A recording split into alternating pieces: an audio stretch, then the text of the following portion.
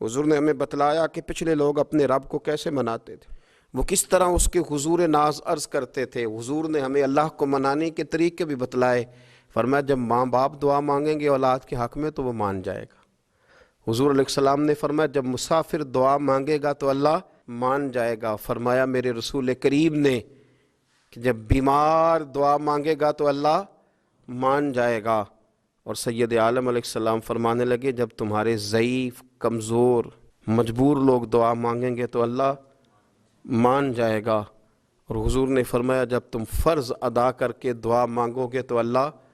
مان جائے گا۔ اور میرے محبوب نے فرمایا جب پچھلی رات اٹھ کے تم اس کے حضور عرض کرو گے تو وہ تمہاری دعاؤں کو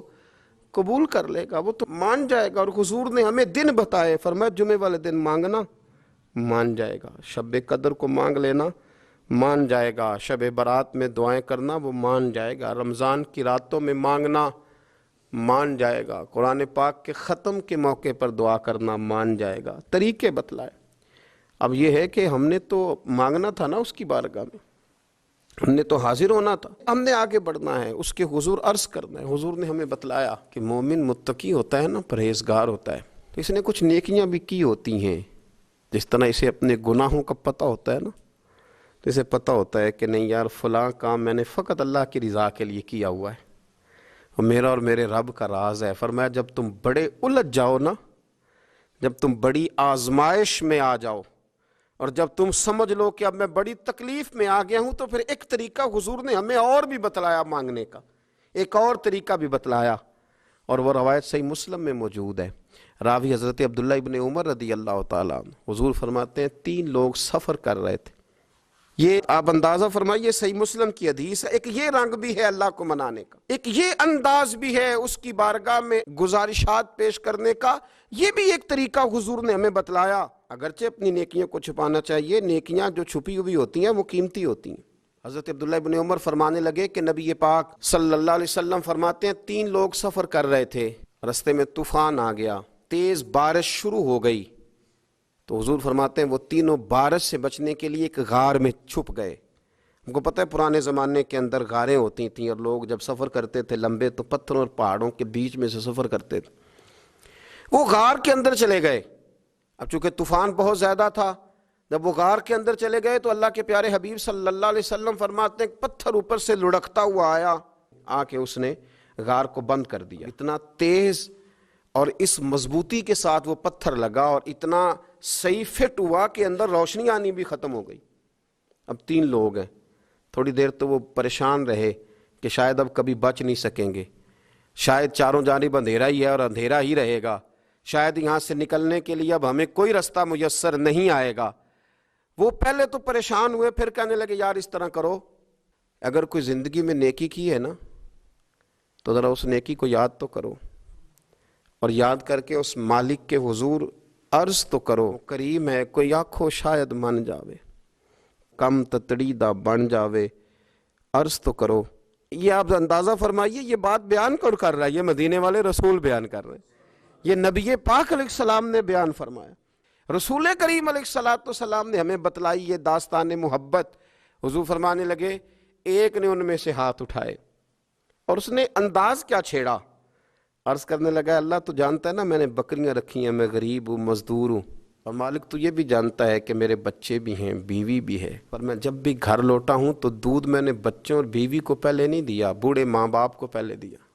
وہ غار میں تنہا بیٹھے ہیں اور اپنے مالک کو منا رہے ہیں، عرض کرتے ہیں اللہ تجھے یاد ہے نا ایک رات جب میں بڑی دیر سے لوٹا تھا، لکڑیاں کاٹتے، درخت تلاش کرتے، مجھے دیر ہو گئی، میں دیر سے لوٹا تھا، نیت یہ کر رکھی تھی کہ دودھ سب سے پہلے ماں باپ کو پلاؤں گا، مالک جب میں لوٹا تو وہ بوڑھے تھک کر کے سو گئے تھے،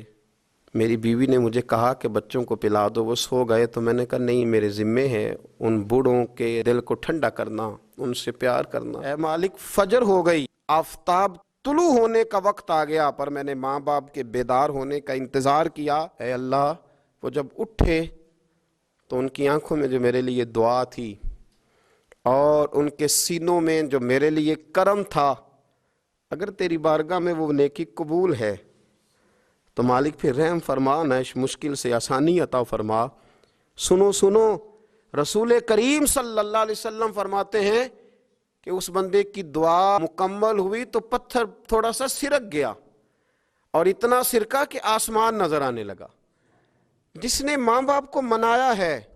ان سے پیار کیا ہے، پھر یہی بات وسیلہ بن جائے گی رب کے ماننے کا۔ پھر رسول کریم صلی اللہ علیہ وسلم فرمانے لگے، دوسرا بولا اور عرض کرنے لگا کہ اے اللہ تو جانتا ہے مجھے اپنے چچا کی بیٹی بھانے لگی تھی، میں اس کی طرف رغبت کرنے لگا تھا، اور میں نے جب اس سے جا کے ارادہ کیا کہ میں تیرا طالب ہوں تو اس نے مجھے کہا کہ پہلے 100 دینار لاؤ، تو اللہ میں نے مشقت کر کے 100 دینار جمع کیے، اور جب میں پوری طرح اس پر حاوی ہو گیا، وہ میرے قبضے میں آ گئی اور گناہ کا میں نے ارادہ کر لیا، تو اس عورت کے منہ سے ایک جملہ نکلا کہ اللہ سے ڈر، اے مالک وہ میرے قبضے میں تھی، اے اللہ میں گناہ پر قادر تھا، میں چاہتا تو گناہ کر لیتا، لیکن جب اس نے تیرا نام لے کے کہا نا کہ اللہ سے ڈر،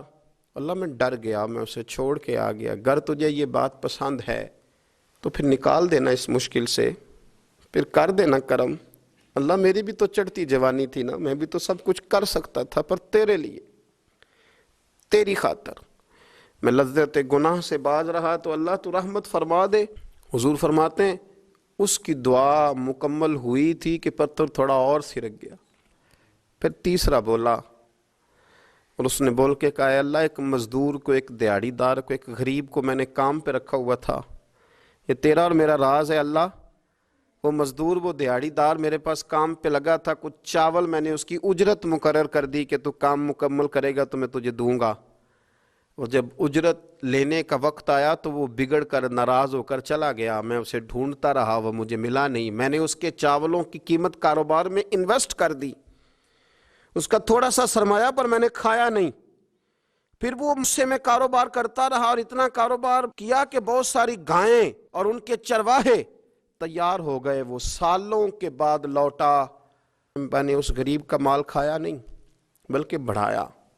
محفوظ کر کے رکھا، وہ سالوں کے بعد لوٹا اور کہنے لگا میرا مال، تو میں نے کہا وہ ساری گائیں تیری ہیں، وہ چرواہا تیرا ہے، یہ سارا کچھ تیرا ہے، تو کہنے لگا تو مجھ سے مذاق کرتا ہے، میں غریب کہاں اور اتنی بڑی گائیں کہاں، تو مذاق کرتا ہے؟ تو میں نے کہا مذاق نہیں، میں نے اپنے رب سے ڈر کے تیرے مال کی حفاظت کی، یہ تیرا ہے، اے اللہ میں کھا بھی تو سکتا تھا نا، پر تجھ سے ڈر کر میں نے وہ سارا محفوظ رکھا۔ اللہ اگر تجھے میری یہ ادا پسند ہے تو پھر آج مان جانا، آج راضی ہو جا۔ اللہ کے رسول فرماتے ہیں اس کی دعا مکمل ہوئی تھی کہ پتھر لڑکا اور ان کے لیے رستہ بن گیا، وہ باہر آ گئے، تو حضور نے ہمیں بتلایا کہ وہ تمہاری نیکیاں جو چھپی ہوئی ہیں، وہ تمہاری نیکیاں جو تم نے خالص اللہ کی رضا کے لیے کی ہیں، ان نیکیوں، ان اعمال کا وسیلہ بھی تمہارے رب کے ماننے کا ذریعہ بن جائے گا،